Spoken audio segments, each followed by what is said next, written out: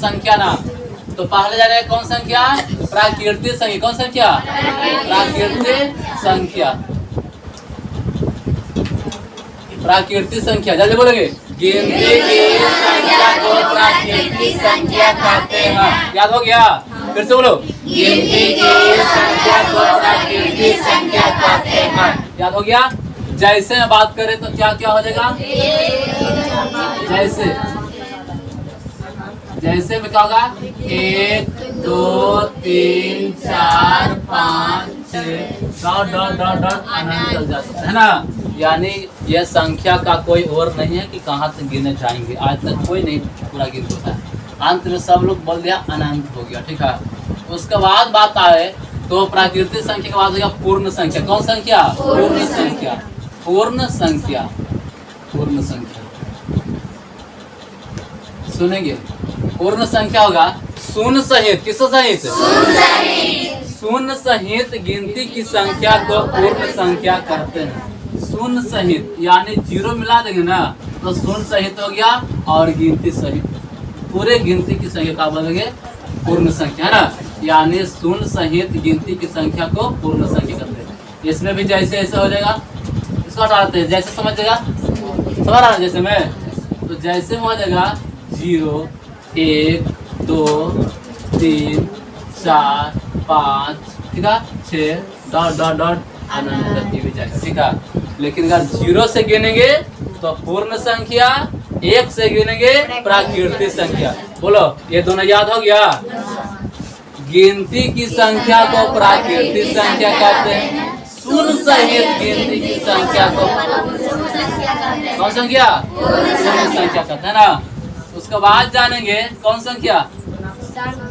पूर्णांक संख्या। कौन संख्या? पूर्णांक संख्या। नहीं तो सम संख्या पहले जान लो। सम संख्या। सम संख्या जल्दी से बताएंगे। सम संख्या किसे कहते हैं? वैसी संख्या जो 2 से पूरा विभाज्य हो जाता है तो क्या बोलते हैं? सम संख्या कहते हैं। याद हो जाएगा ना? 2 से जो विभाजित होगा वो संख्या का कहलाएगा सम संख्या। जैसे बताएंगे 2 4 6 8 10 12 14 आप विषम संख्या की बारी है। विषम संख्या। विषम संख्या। विषम संख्या। विषम संख्या में क्या होगा?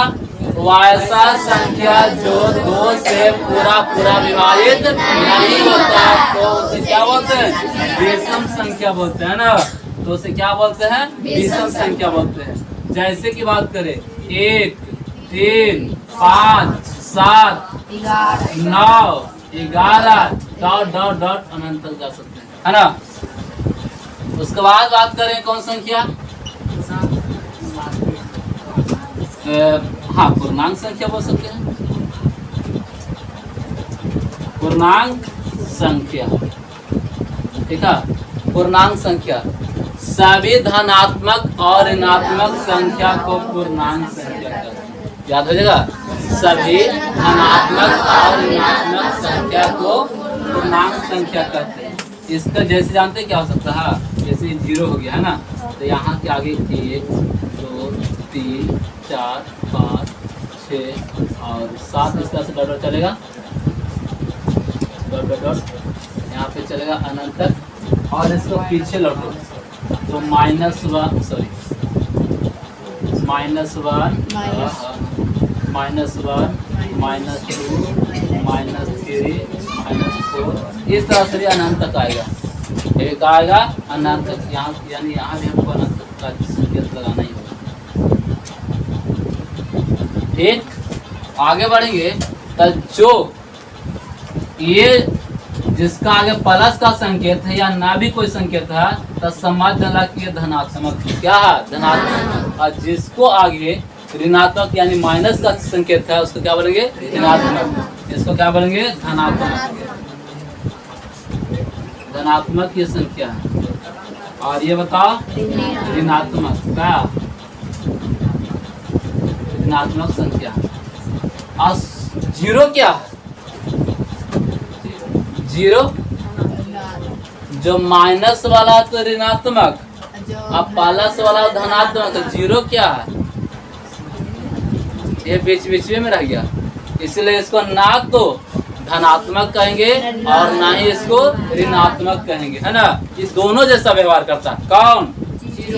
वही बीच का हीरो है। ना तो धनात्मक है और ना ही ऋणात्मक है बीच में। पूर्णांक संख्या के बाद बताएंगे वास्तविक संख्या। चलो कोई बात नहीं, उससे पहले समझ लो परिमेय संख्या। कौन संख्या? परिमेय संख्या। परिमेय संख्या बताइए कोई वैसा संख्या जिसे p/q के रूप में लिख सकते हैं, अर्थात जिसका वर्गमूल पूरा ज्ञात हो जाता है, तो उसे हम लोग क्या बोलते हैं? परिमेय संख्या बोलते हैं। क्या बोलते हैं? परिमेय संख्या। परिमेय संख्या कोई भी संख्या पर नहीं होता लगभग। जैसे में लिख लीजिए 1 2 3 4 डॉट डॉट डॉट ऐसे भी लिख सकते हैं। तो 1/2 भी हो जाएगा, 2 पूर्णांक 1/2 होगा। इस तरह से हो सकता है परिमेय संख्या। रूट हो जाएगा 16 भी हो सकता है। ये सब क्या है? परिमेय संख्या। क्या है? परिमेय संख्या। अब बताओ उसके बाद होगा अपरिमेय संख्या। कौन संख्या? अपरिमेय। अपरिमेय संख्या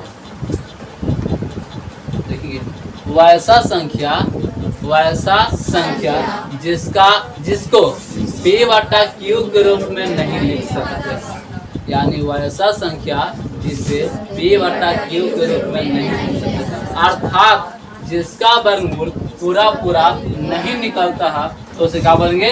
अपरिमेय संख्या करते हैं। जैसे में √7 √3 और भी हो सकता है √11। इस तरह से डॉट ये सब क्या है? अपरिमेय संख्या।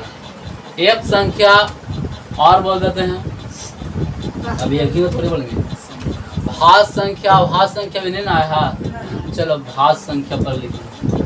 क्या भाज्य लिखिएगा? पहले भाज्य लिखिएगा ना,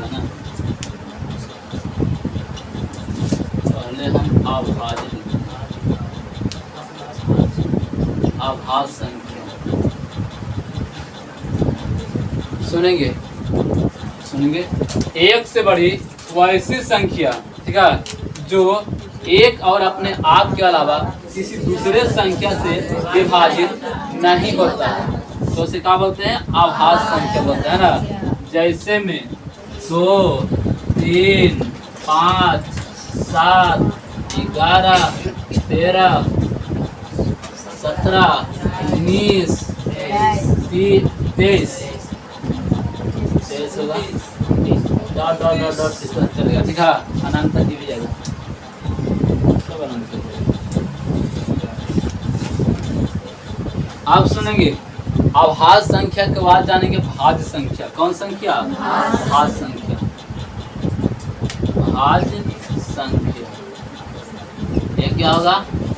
वैसा संख्या एक से बड़ी वैसी संख्या जो एक और अपने आप के अलावा किसी दूसरे संख्या से विभाजित हो जाता है, तो उसे क्या बोलते हैं? भाज्य संख्या बोलते हैं। भाज्य संख्या जैसे में होगा 4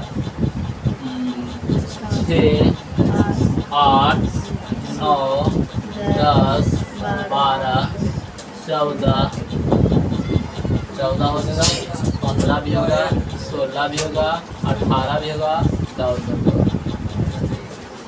भाज्य संख्या हो गया। उसके बाद कोई संख्या बताएंगे? वास्तविक संख्या, है ना। वास्तविक संख्या। वास्तविक संख्या सभी परिमेय और अपरिमेय संख्या को वास्तविक संख्या कहते हैं। याद होगा, सभी परिमेय और अपरिमेय संख्या को वास्तविक संख्या कहते हैं ना। आप सुनेंगे वास्तविक संख्या हो गया। जैसे में कोई भी संख्या को लिख लो, वो सब वास्तविक संख्या है, ठीक है। लेकिन हाँ, अवास्तविक संख्या वह होगा जो रूट के अंदर ऋणात्मक होगा, है ना। ऐसे जितना संख्या ये सब है, ये सब वास्तविक ही संख्या है। जितना संख्या है सब क्या है? वास्तविक संख्या, है ना। लेकिन एक बात और आता है, जैसे कि मतलब कोई भी लिख लो सब वास्तविक है ना। अवास्तविक यानी ऋणात्मक संख्या, काल्पनिक संख्या। वास्तविक उल्टा काल्पनिक होता है ना, तो अब लिख लेंगे काल्पनिक संख्या। काल्पनिक संख्या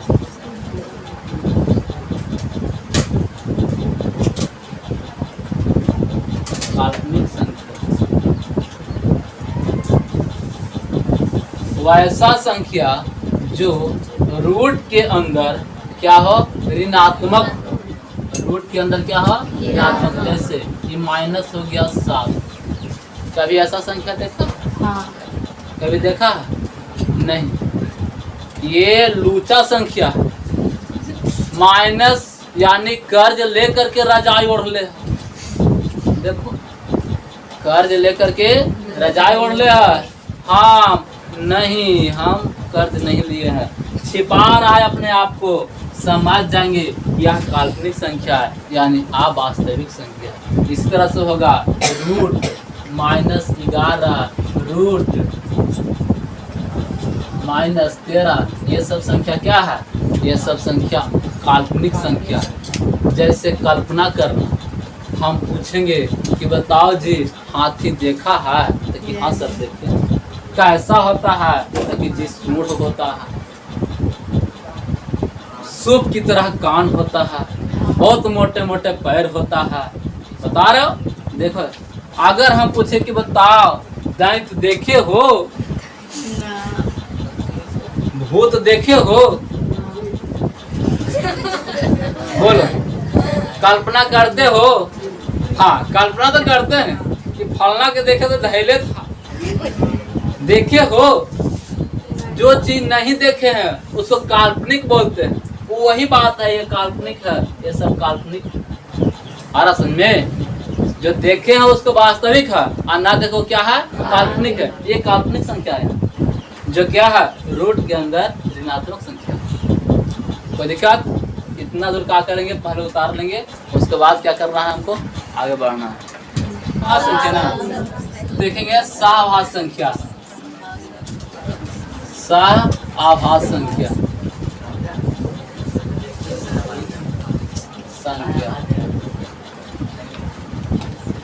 देखो, जब दो संख्याओं का महत्तम समवर्तक केवल एक होता है तो उसे क्या बोलते हैं? सहाभास संख्या कहते हैं। याद हो गया? जब दो संख्याओं का महत्तम समवर्तक एक आता है तो उसे क्या बोलते हैं? सहाभास संख्या कहते हैं। जैसे की बात करें ना तो हो जाएगा 3 5, 3 7 भी हो सकता है, 3 5। फिर बात करें 3 7 भी होगा। उसके बाद हो गया 11 के बाद 13 हो गया, 11 13 होगा ना। तो ये सब संख्याएं जो हो गए, 3 5 का महत्तम समवर्तक कितना होगा? 1, 3 7 का 1, 11 13 का 1। तो ये जो एक महत्तम समवर्तक समझता है एचसीएफ, क्या समझना है? एचसीएफ है ना। जैसे मान लें कि 3 है तो 3 के अगर आप हाथ गुणनखंड करेंगे तो 3 से 1 मतलब होगा, है ना। अगर 5 ही कर देंगे तो कितना से? 5 से 1। अगर हम ऐसे लिखेंगे 3 बराबर तो 3 गुने 1 और 5 और लिखेंगे 5 गुने 1। आप देखेंगे एचसीएफ में क्या होता है, जो मिलता है ना उसी को लिखते हैं। तो क्या क्या मिल रहा है? 1 यानी 1। तो हम कह सकते हैं कि 3 और 5 कौन संख्या? सहाभास संख्या है। बात समझ में आया? आप सुने कौन संख्या? आप सुनेंगे वर्ग संख्या। वर्ग संख्या, वर्ग संख्या ये क्या होता है? वो ऐसा संख्या जिसका वर्गमूल पूरा ज्ञात हो जाता है, उसे क्या बोलते हैं? वर्ग संख्या। जैसे होगा 4 और 25, उसके बाद हो गया 36, उसके बाद बताओ 49, उसके बाद बताओ 64। ये सब कौन संख्या है? तो वर्ग संख्या, जिसका वर्गमूल पूरा निकल जाता है आसानी से, उसको क्या बोलते हैं? वर्ग संख्या। और कोई संख्या रह गया?